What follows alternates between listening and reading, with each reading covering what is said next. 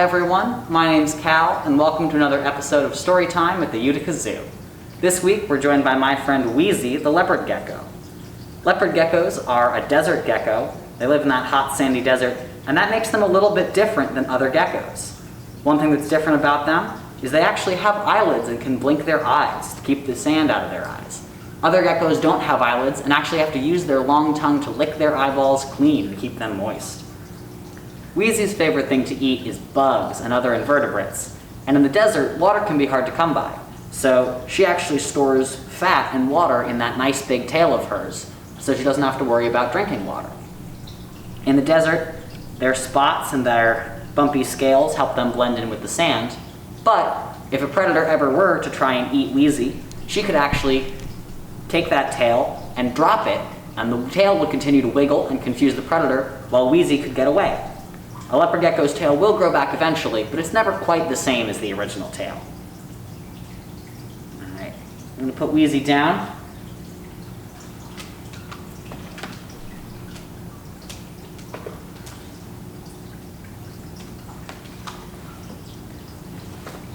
We're going to read today, "'Twas the day before Zoo Day."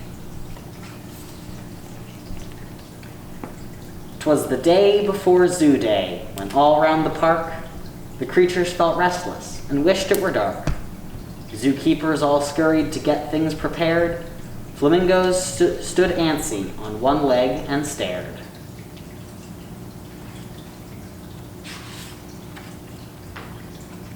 Soon the kids would arrive, and their cameras they'd bring. The monkeys they practiced to dance and to sing.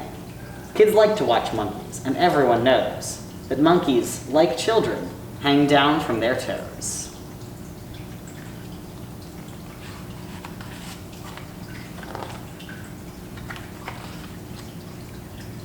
The trainers begged llamas to please be polite. Don't go around spitting, it's just not all right. Giraffes use their blue tongues to drink and to slurp.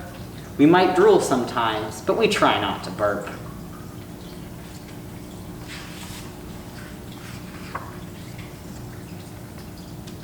The rhinos were lazy and didn't roam far. Did you know that rhinos weigh as much as a car?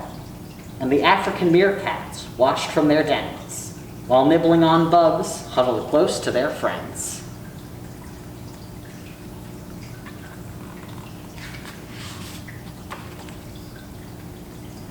When out in the swamp there arose such a shriek, the toucans took cover and squawked with their beaks. For a gator mistook a bee for a fly. He opened his jaws, but got stung in the eye.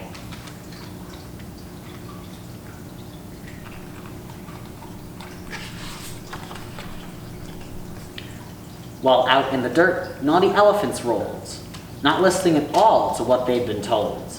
They frolicked in mud to cool down from the sun. Their trunks became sprinklers and soaked everyone.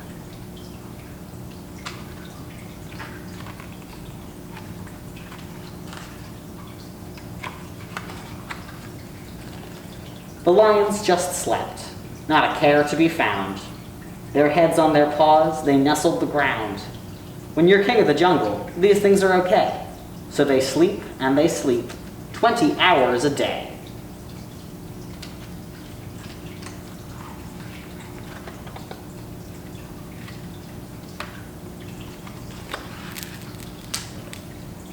Zebras stood griping, not happy at all.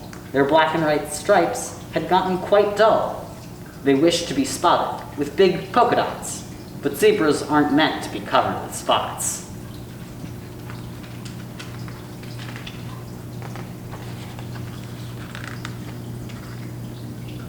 Trainers coaxed turtles gently out of their shells. They cleaned up the doo-doo and rang mealtime bells. The snakes shed their skin while the geckos took cover. An antelope grazed and played with each other.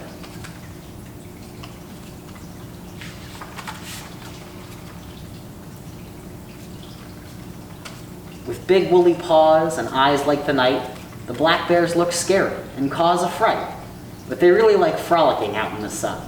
It's true they roar loudly, but mostly for fun.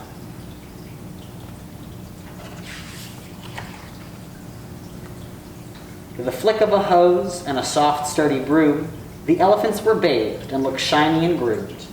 They knew they were ready for tomorrow's zoo day, when the children would come to point, watch, and play.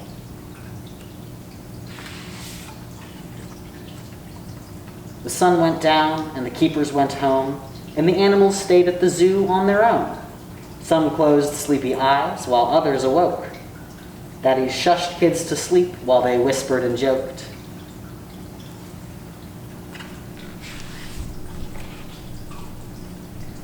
And parents and babies prepared for the rush as kids filtered out of the yellow school bus, and a mama gorilla whispered in the light, "It's zoo day, my baby.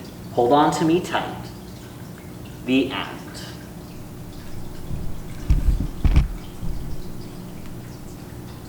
Thanks for tuning in. We'll see you guys next week for another story time at the Utica Zoo. Bye, everybody.